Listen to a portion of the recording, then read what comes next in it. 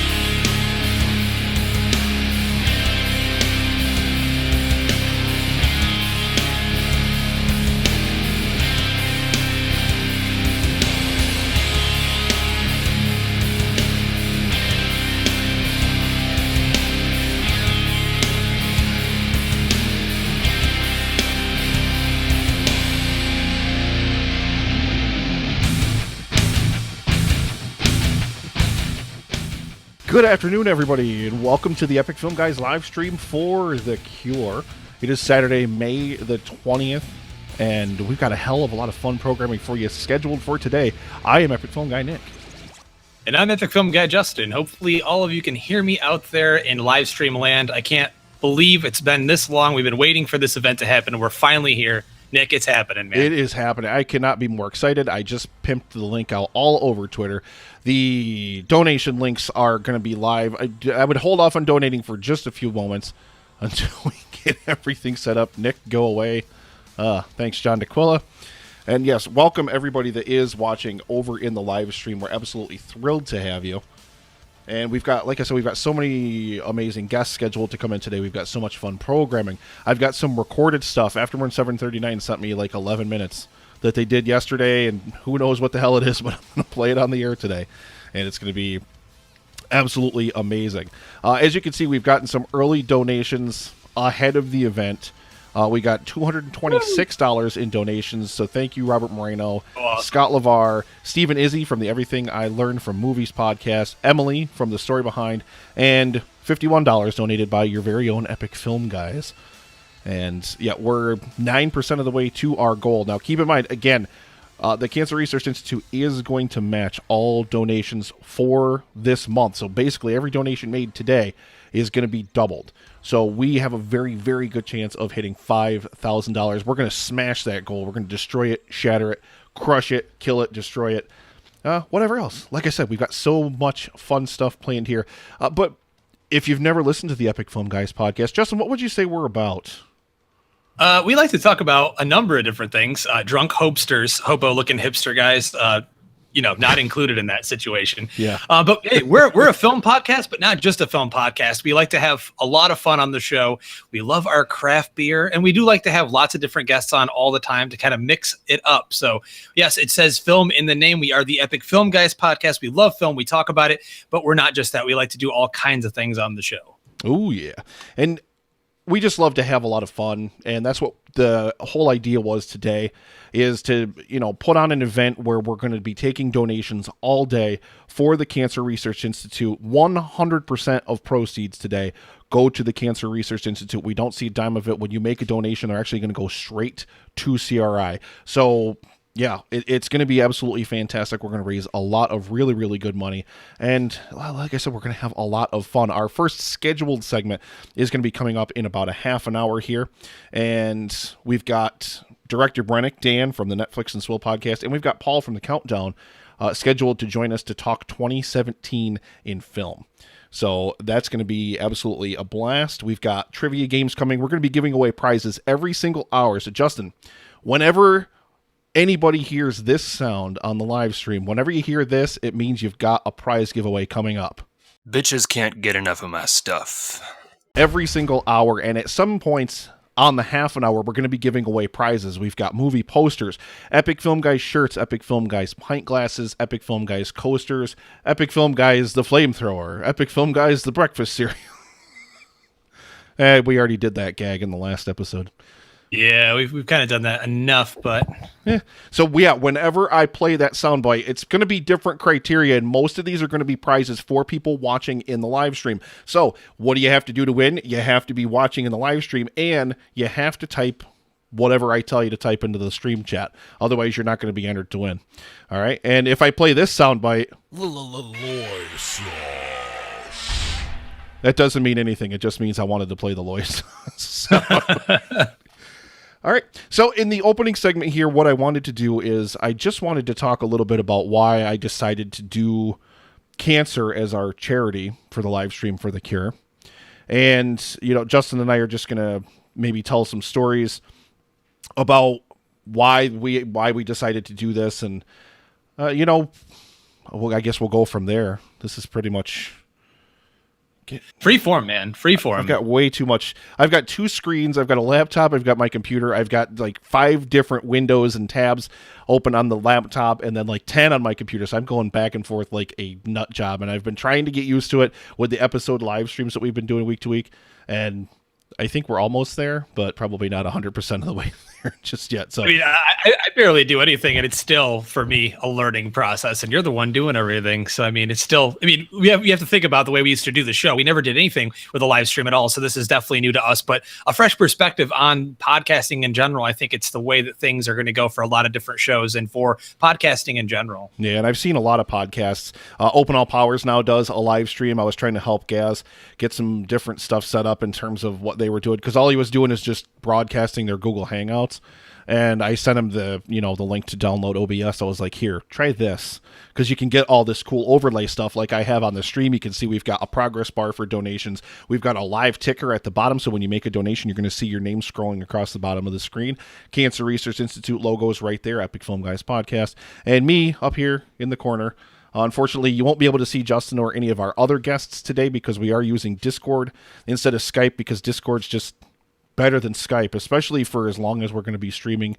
And I want to try to keep the health of the stream as consistent as possible. And unfortunately, with guests jumping in and out and having to try to fit video into that, it'd just be terrible.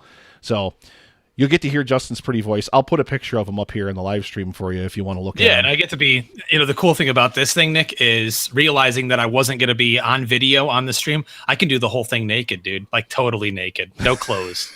Comfortable. My kid's going to be leaving. My wife's going to be leaving. I'll just be here with my dogs and my rats, and I can just sit here, butt naked on the chair. Now who else wants to like switch over to the Skype? And as long as we take my video down, as long as my video gets taken down, I think we could probably start the new live stream. I'll do the pec shimmy. I got my pecs shimmying back and forth, breaking the beat with bitch. Oh my God. But yeah, it's absolutely fantastic to have you here, Justin. Justin's going to be, I don't know what he's going to do. He's probably going to be bouncing in and out all day. Yeah, I'll make my way in and out. I'll do as much as I possibly can on the live stream for the cure. Most definitely looking forward to a lot of the segments here. The whole thing is just jam-packed with awesomeness, dude. It just looks fantastic. It's going to be a lot of fun for anyone involved and for everyone out there just listening to the live stream. And I was trying to find a picture of Justin to put up here that would work. I don't know. No, you know what? I've got the perfect one. I figured it out. I figured it out. But I mean, while I figure this out and while I try to find a good picture of Justin here, do you have anybody that that's been affected directly by cancer, Justin? Any reason to make this even more special to you than it just already is? Yeah, most definitely. I mean, cancer has plagued both sides of my family on and off over the years. My grandmother Dorothy had cancer a number of times, which luckily was able to be removed small amounts of cancer, and she did live a little bit longer before she passed away from a different issue. However, I did lose a family member on my father's side to cancer. My grandmother Doris, she fought ovarian cancer for a number of years. She had chemotherapy, and she struggled with it, and we all as a family watched her go through that. It was a very difficult time for all of us. Regardless of how old you are, if you're in your 30s or if you're in your 70s, it still affects everybody the same way. You still are fighting for your life and doing everything humanly possible to try to overcome this horrible disease. And in this case, we lost my grandmother. We called her Grandma Dory, to that cancer. It was about 10 years ago. So yes, unfortunately, I feel like in this day and age, Nick, it's hard to not be involved with cancer because it's just an ongoing issue for so many people around the world. And it's just something that I'm really hoping that at some point we will find a better way to handle and to attempt to cure it, in some way, shape, or form. I absolutely agree. And that's why we're doing the live stream today, is to try to raise money, to help find a cure, to get this goddamn disease out of everybody's lives and out of everybody's hair. And it's so frustrating to watch somebody that you love go through it, to a point where, it kind of breaks you a little bit, as a person, if you know what I mean. It just kind of, I don't know, saps like a little bit of energy out of you, but then you got to try to be strong and you got to make sure you fight with them. And, it's just a pain in the ass. I've got a couple different things. I put a picture up from my wedding, Justin, that's myself and my wife Ada and yourself. And who's that handsome guy all the way to the left? I don't know that guy. I have no idea. He's a beautiful son of a bitch. That's who he is. But then that's you and of course your lovely wife Danielle at my wedding, which was an absolute blast. We had such a fun time. I was actually trying to find the picture of you grabbing Dan's junk, but I don't think that was a picture that my photographer at the wedding took, so that's why it's not in my folder for wedding photos. One of my favorite pictures ever. It is an awesome, awesome picture. I do have, I've got two reasons why I wanted to do a fundraiser for cancer for the live stream today. And I mean, I thought about a lot of different stuff, like, feeding hungry kids and all this other stuff. Really all good causes. There's tons and tons of good causes like that. Thank you very much, Adams Randoms, for the sub. And that's going to be our subscription notification. Whenever you hear Homer giggle, that means somebody subscribed to us on YouTube. And, fantastic. There were there's two reasons. And like I said, one of those reasons, unfortunately, very, very recently, my wife's mom, as everybody knows, if you listen to the show, I talked about it back in episode 95. She unfortunately passed away a little over a month ago. And she had cancer in her liver that had spread to her lung and her hip. And, originally one of the reasons why I wanted to do the live stream was just, thank you very much for subbing, Brantley. And we were going to do the live stream for her and for a good friend of mine, as to talk about in just a moment. And then of course she ended up passing. And so I wanted to do it, not only in honor of all the family members that you have, that that have been affected by it, and friends and whatnot, but now of course I'll do it in honor of my mother-in-law and in honor of a very good friend of mine who passed away. Now, my friend, his name was Jake. This was before I went to college. This was around 2003. I used to hang out with all my buddies and stuff. After my friend Joe graduated from college, we all would get together and we would just have these really awesome, fun parties and stuff at his house. Literally once a week. And, Jake, I had grown up with. He grew up in the same town that I grew up in, and we rode the bus together all the time. I was really, really good friends with his brother Brendan as well. And he was about 23 or so, and he got diagnosed with a really, really rare form of cancer. And he passed away back in December of 2005.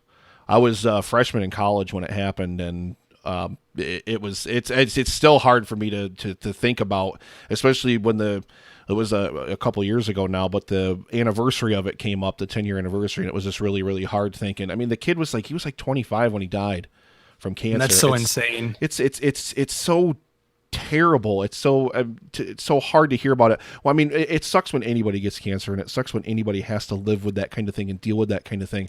But it's even worse when it happens to somebody who's still got their whole life ahead of them, and then they've got to spend all that time hooked up to all sorts of machines and shit and chemo drips and everything else in the hospital for that time. So what I want to do here, we've got about 15 minutes left before we jump over to our next segment, and I've got a video that I made. This was a long time ago. This was right after Jake passed, and we used to film all the videos.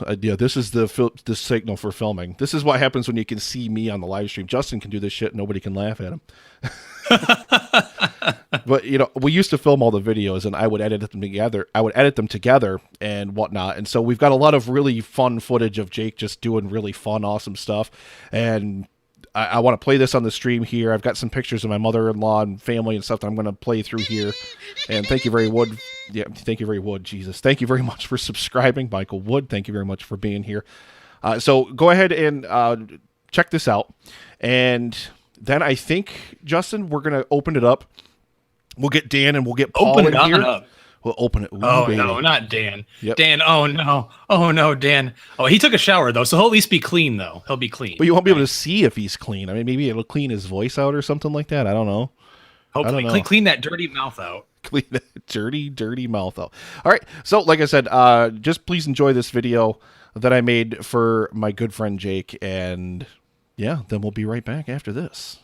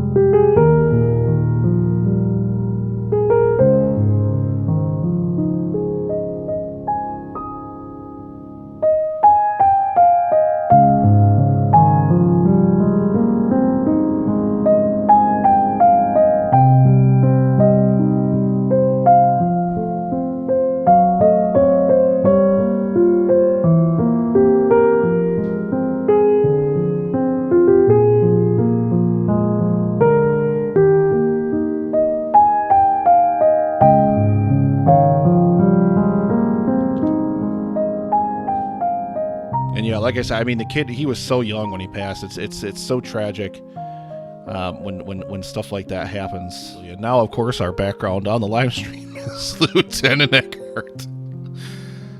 We can only keep this this outfit as classy as possible. Oh boy.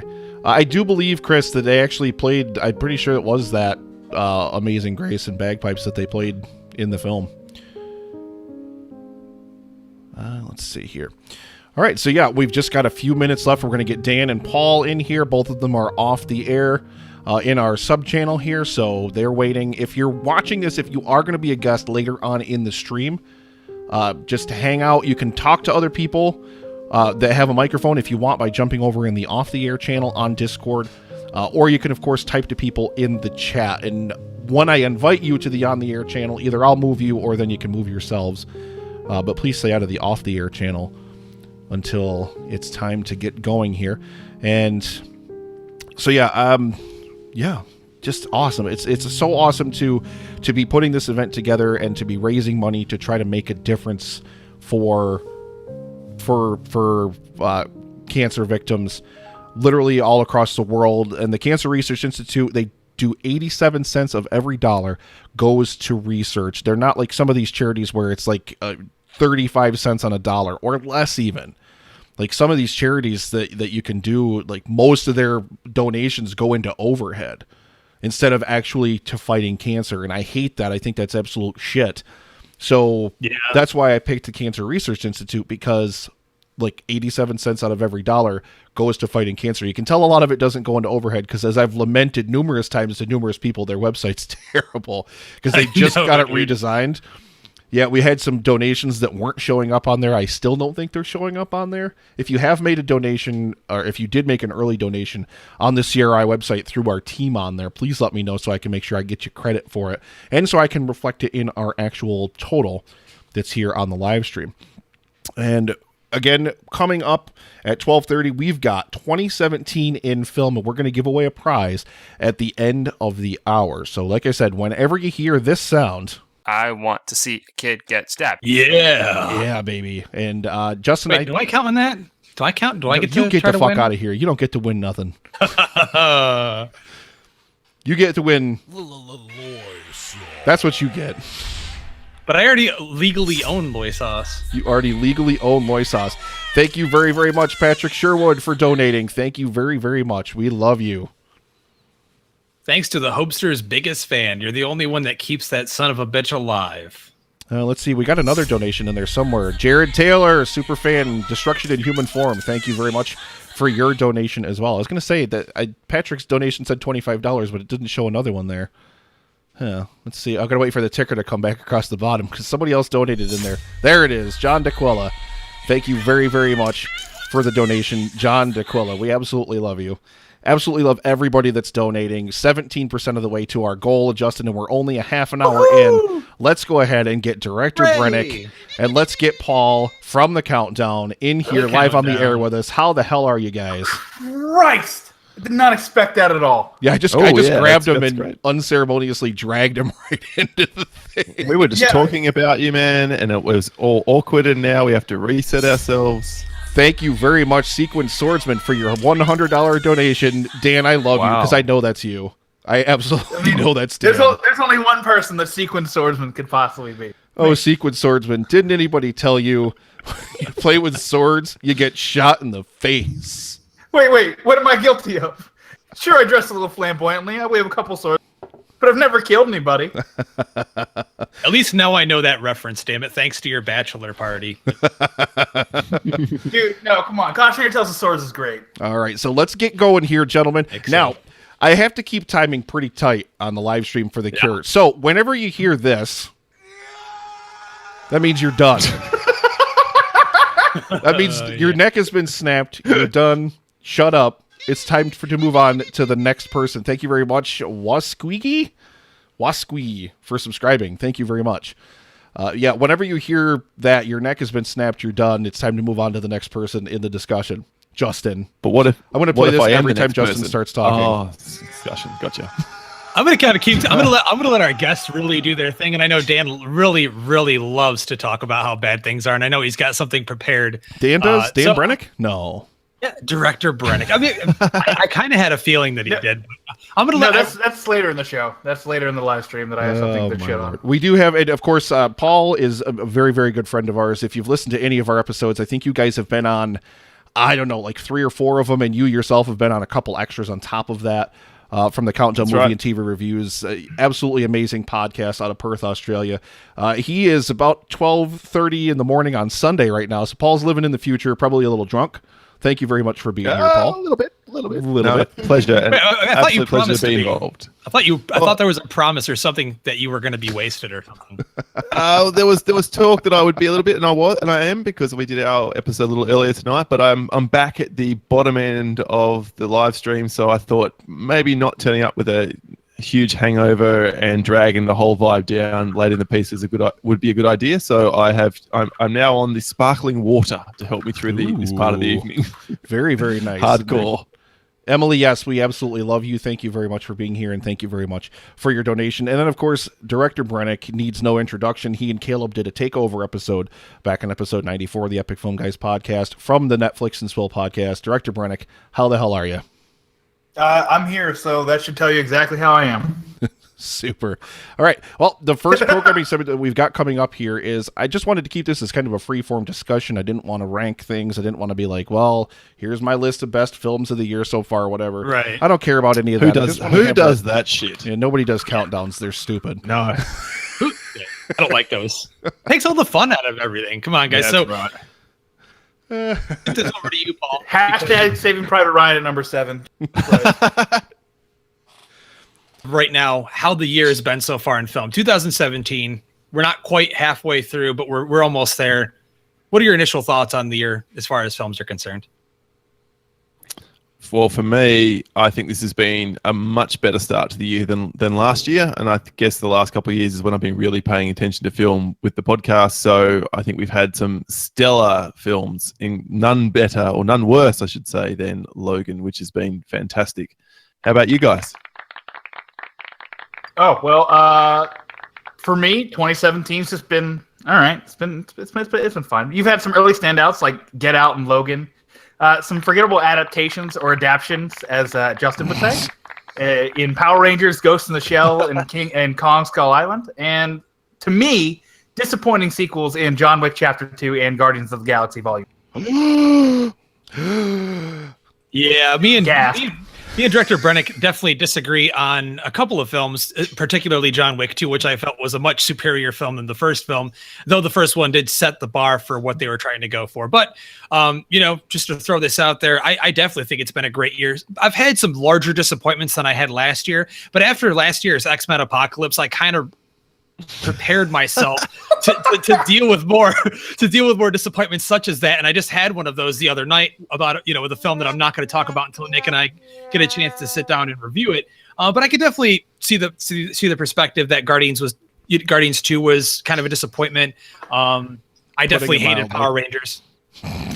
But other than that, I loved a lot of movies so far this year. Get Out was a huge standout. Split was very good. The French horror film Raw, the cannibal film, I absolutely adored that movie. And Logan is not only one of my favorite films of the year, it became one of my favorite comic book related films ever made, and one of my favorite films of all time. So I'm already, as far as the year is concerned, I'm already feeling very lucky to have what we've gotten so far. Nick, what do you think? Oh, I've hated this year in film so far for the most part of it. While we did get Logan, like a couple of you guys have mentioned, and Kong Skull Island was fine. Power Rangers was fine. Justin's stupid. Justin's correct. I mean, so far, Thank you, Paul. I've literally one of the worst films, not only of this year, but of the last several years, started off my 2017 and Live by Night. That film is a goddamn piece of garbage. I hated that fucking movie. It's so wait a minute. I got to get it in here. It's already time. Yeah, it's already time. I utterly and completely detested that film, and the last film that I saw in theaters was also really, really shitty. Not as bad as Live by Night shitty, but Guardians of the Galaxy Volume 2 was also complete and total shit.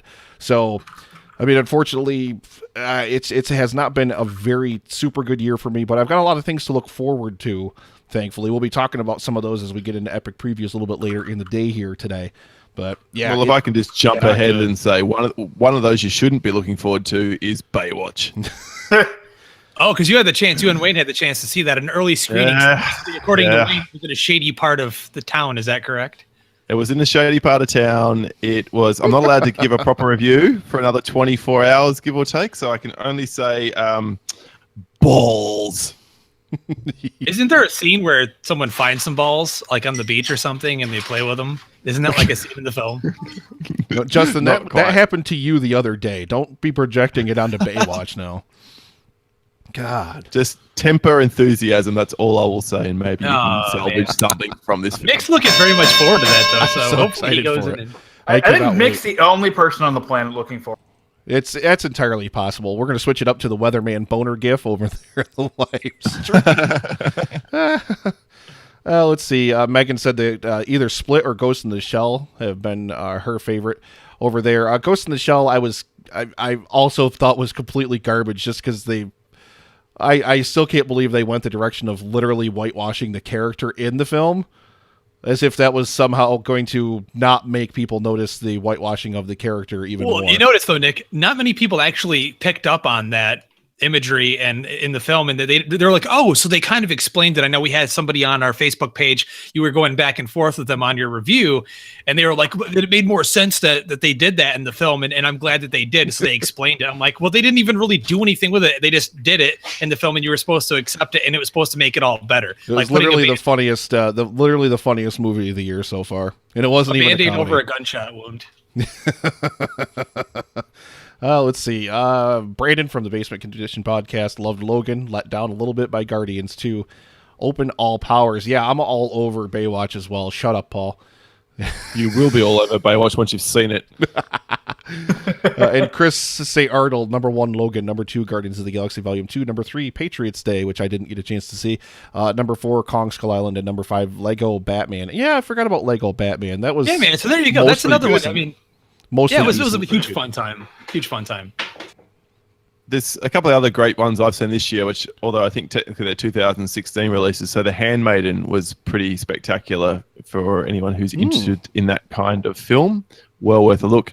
I agree. Split was way better than I anticipated it was going to be, and I just watched Get Out last night and greatly enjoyed it because we had to wait here in Australia for 3 months to see that film as well.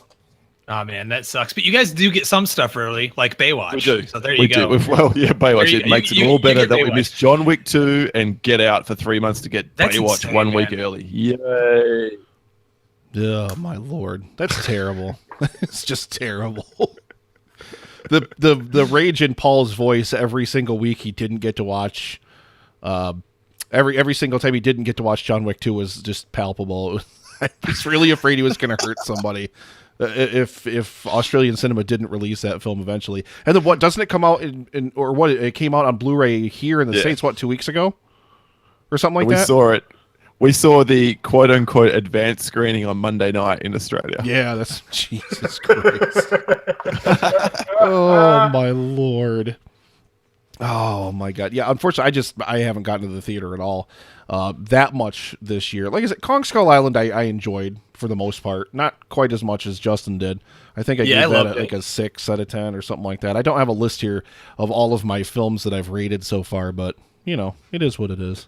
Yeah, Open All Power is saying unlucky about Free Fire as well, Paul. That movie was legit. Unfortunately, there was a lot of hype behind Free Fire, only because it's Ben Wheatley. And for those of you that don't know Ben Wheatley, well, he is an up-and-coming director for smaller, more violent type films that a lot of people really, really love, especially the cinephile elites. Paul, did you get a chance to see that by any chance?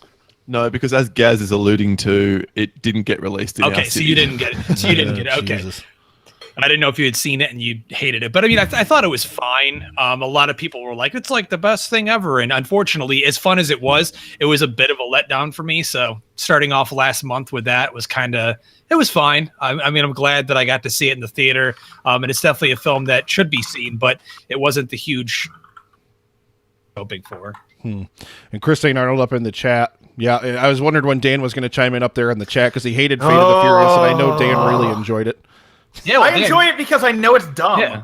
I why do people just not understand these movies are dumb? They know. Just let them be dumb and I enjoy them or don't. I mean, I'll defend know? that in saying that some movies, even though that's what they're shooting for, they go way too far over the top. Because I know some movies that are just like Michael Bay's Transformers movies are really meant to be dumb eye candy, and they're still just so bad that you can't rate them positively.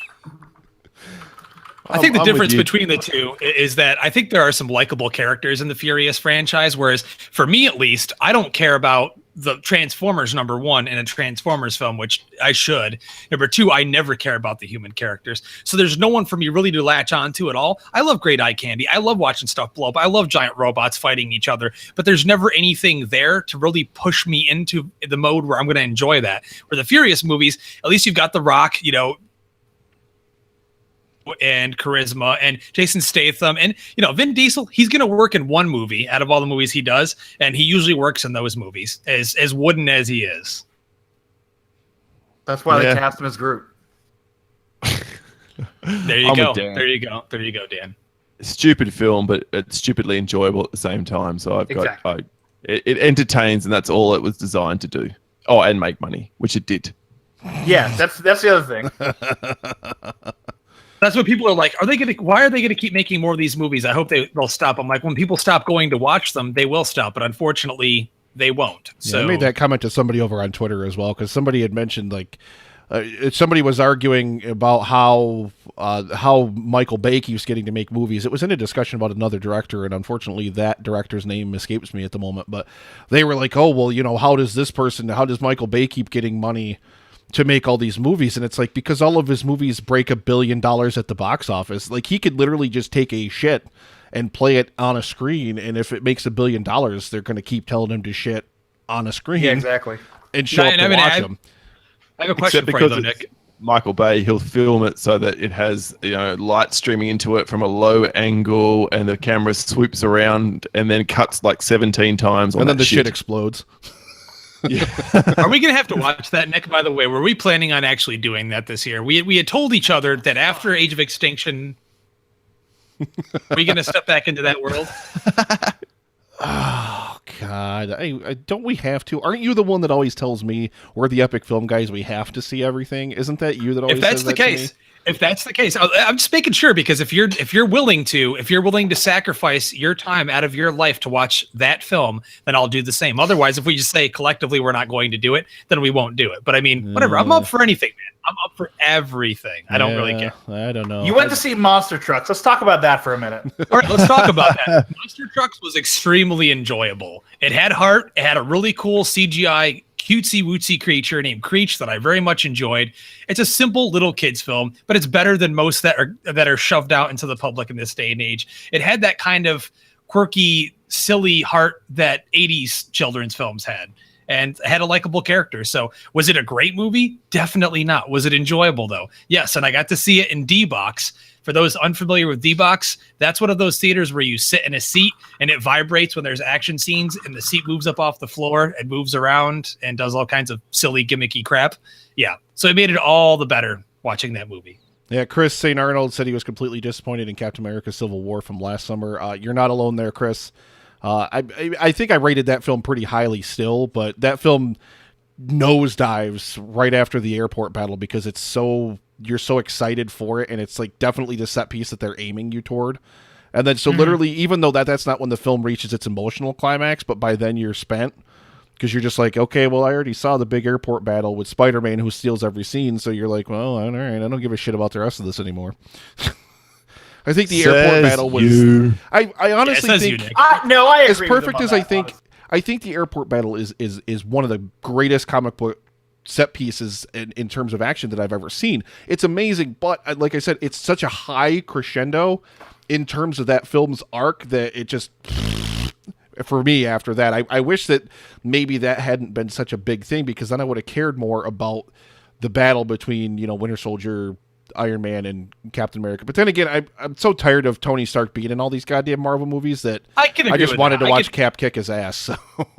That's true. Honestly, for me, I love Civil War. It was my favorite comic book film of last year. I think it's in my top 5 Marvel films for sure. I'm extremely impressed by the film. I thought it was fantastic. But I can see what you mean about the ending. Obviously, there's a very similar scene we talked about in our review to the way that Stark is connected to the Winter Soldier, and it has to do with his parents. Now, it was almost as silly of a moment for me as the Martha scene in Batman versus Superman. We're not going to be talking about that film. I hope not very much on the live stream for The Cure, as much as I really love the extended cut of that film. We've kind of just we've we spewed on the film. We've done with that. But I mean, it does something very similar in that respect. But I still overall think it's a much better film, and I still really enjoy it. Well, all right. Who wants to do a prize giveaway? Anybody else got anything else to throw in here for 2017 in films so far? Yeah. Can I just talk about what I don't like about John Wick 2? Well, hang on. Wait, no. What? There's something you don't like about John Wick 2? Oh, I don't like a lot about John Wick 2. Let's hear it. Go ahead. Go for Whatever, it. Dan. As long as it's not spoilers. No, it's not spoilers. I feel like the movie got too large for itself. Jesus Christ, what was that? I don't know what that was. I was wondering that myself. Get out of the house. Okay. First and foremost, for me, the fight choreography was very boring and very repetitive. So basically, every fight went like this. All right, John Wick sees two guys. He kills two guys with his gun. Then a third guy comes in, tackles him to the ground. They wrestle for about 15, 20 seconds. Thank you very much, David, the producer, and Juliet from the Unwritable Rant for your donation. Thank you very much. They'll be on a little bit later today. Sorry, go ahead, Dan. Sorry. No, that's fine. So he wrestles with that guy on the ground. Then two more guys show up with guns. He then frees himself from the guy he's grappling on, shoots the two guys, and then uses his gun to shoot the guy he's grappling with. Rinse, repeat for about an hour and a half. That is exactly every single fight. And it got so boring to watch after a while that I nearly fell asleep.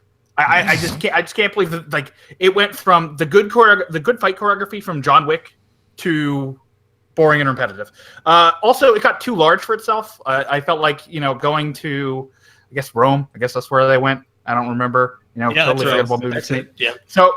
So they go to Rome, and I'm like, yeah, this was fine. And then they go back to New York, and then it's just like, but this is just too much. Like, what I liked about the first movie was that it was more contained. It was more like smaller. Not we know what they do with sequels, though, Dan. They expand. They get them bigger. I'm aware of that.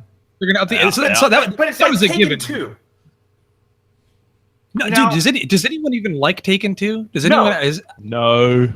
I've I'm never comparing seen to it. Taken 2 because I don't like Taken 2. I said the same thing to Wayne earlier tonight. Do not compare these two franchises. There is nothing similar about them other than they were both surprise hits, the first one. Yeah. Yeah, I was It warned was a away gun from seeing for any of the rest of people the out. Taken films, so I didn't even bother. The first one's one of the best revenge films of modern day cinema. I love the first one, but the second one was so bad that I never watched the third. I don't even know And anyone. the third one is exponentially worse than the second. Yes, I remember you saying that, Paul.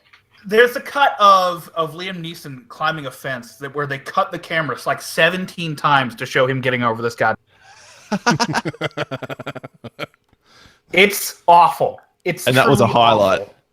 It's a highlight because of how bad it is. Like that's horrifying that you have to cut 17 times to get your 50-year-old action star over a goddamn fence.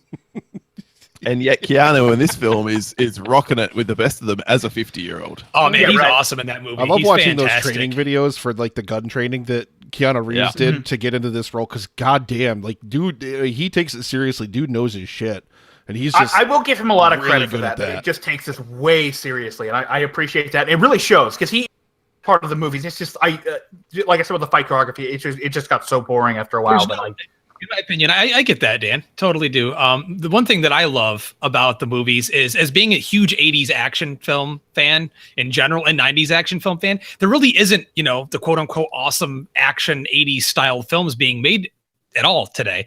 So John Wick, the first one, was a breath of fresh air, and it brought on the sequel, which upped the ante, made it even more exaggerated and insane, which I like. And I kind of like that silly, mind-numbingly fun box office action stuff because we don't get it anymore. I mean, all the action movies are just comic book movies, or the fast movies are good too because they're kind of like that. They're over the top action, but I miss just a dude walking around the room and killing 50 dudes with a gun and it being super ultra violent, and that's something I love. So that's something that's bringing back, and for me, like, I'm glad that movie came out. That's me too. Well, preach, Justin. Preach. I got a picture from the old Epic Film Guys video guys. Look at that hair. Please never grow your hair out, Nick. Please, got- Definitely grow your hair out. You're Me very and handsome Justin like down that. there, and the big G in there in the background, looming behind us. That was before we had the sheet as a backdrop, Justin. We had remember the sheet. We had Remember that sheet kept fucking falling down. Remember it kept falling, and you'd get pissed. we had a classy as hell setup when we did that's what I was Epic gonna Film say. Guys video days. It was really, really great. I really love doing the video reviews. I kind of miss it. I miss it because then I'd have Justin come over. We'd go watch the movie, and then we would go over to the house, and we would record it. We would drink the whole time, and then we would bring the mullet back. Thank you, David, the producer. Oh my God. But then we would record the reviews, and then we would go over to Justin's house, which was just a few miles away from my house, and coincidentally is like a quarter of a mile from where I live right now. And right down the street. Literally right down the street. And then we would edit the film. Justin would be outside, getting drunk and whatever, and I'd be sitting on his computer, because I didn't have a good computer at the time, editing the episode, and then bada bing, bada boom, done. It was really, really fun, though. And you did that, though. We would do it all at once. For some reason back then, I was so adamant about having it that the review hit the day of that Friday, the day of release. Even though it didn't really seem to make that big of a difference. Where now we'll see the film the weekend before, and then we won't get the review out to the public until the following week. Seems to be the same as far as reaction from our crowd. Yeah. So yeah. We used to push ourselves so hard to try to get that video out there first, and as soon as we saw it, it never mattered. It just never mattered what we did. It's just more about getting it to the people that care about seeing it, as opposed to we beat everybody else. Even though we didn't, because we never saw stuff in advance, except for when we got that one early screening of Edge of Tomorrow. One time, man, which was great. That one time, how did we even get that? I don't even remember how that happened. I think it was Soundaround. I think Jay from Soundaround was the one that put that together, and of course you know him pretty well. So. Yeah, that was awesome. Remember how we felt so important? We felt like we were so cool. We were like, yes, an actual early screening. Where now I get to go to those as much as possible down here. The only issue is, as I've said on the show many times, they're mostly in DC, and I'm 15 miles out. And getting to DC around that time of day is hell. I rarely ever make it to the screen. I still remember that live screening too, because after it, I think it was WBNG was out in the lobby or whatever, because they were there talking to people, and you wanted to get some. What did they have? Did they have shirts or something? Or did they have posters? Shirts or. It was shirts or posters, one of the other. You wanted them, and they wouldn't give them to you, and you were pissed off. Oh, it was amazing. I absolutely great time. All right, why don't we go ahead, and we're going to do a little prize giveaway here before we say goodbye to Director Brennick. Dan will be on throughout the day, so if you miss him, if you're going to miss him now, just he'll be back in a couple hours. No one misses. I'll miss you, Dan. I will miss you, Dan. This has been fun. I look forward to podcasting again, man. Yeah, Paul from the Countdown is going to stay with us through the next segment, which will be Best Comedic Moments in Film. We're also going to have Dave from the Super Movie Brothers and John from the Now in Technicolor podcast joining us for that. All right, but we're going to go ahead and do a little prize giveaway, and the prize giveaway is going to be an Epic Film Guys t-shirt. So if you're watching on the stream right now, I want to see... Wait, I got to play the sound effect. Hang on. Wait. I got to do this right. That's a lot of cum. Dan wants to win one because he already has, 20 more, so what the hell is one more? I need more shirts that actually fit me.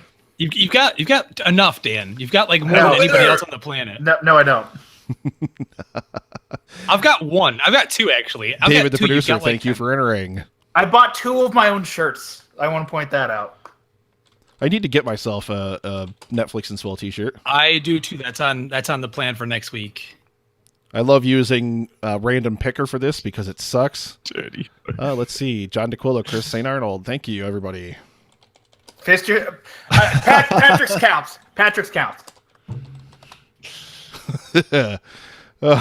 Jared, fist yourself. That counts. Actually, that should just win. That should just automatically win. I'm sorry. Yeah, you're right. That absolutely should win. Do I have one in man-child size? No, David.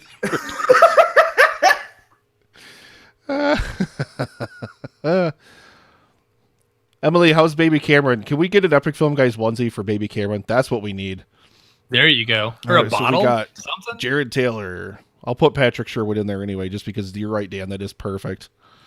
All right. Check. Sound check. I agree, Megan. He should just win one automatically. What the hell? Uh-oh, random picker. It is random picker, so good Lord.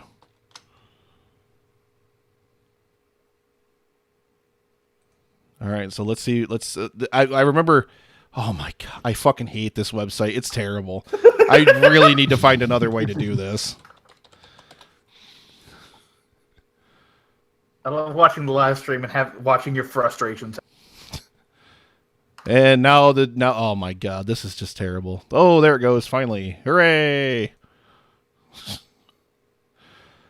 Did it even save my Oh, no entry. This is exactly why I copied and pasted the entries. I copied the entries into my clipboard. There we go. Yes, please. Please. Please. Add data now. Why is this doing this? Oh my god. This is amazing. You need to get a 20-sided dice. Yeah, no shit, right? I agree. I actually have one right here, Nick. How many people do you have entered? All right, let's go ahead and do final draw. I'm not putting it actually on the screen, though, because that would be annoying as hell. All right, so here we go. Trick to see the results. Chris St. Arnold is the winner of an Epic Film Guys t-shirt. So there you go. You're not my dad. Hashtag language.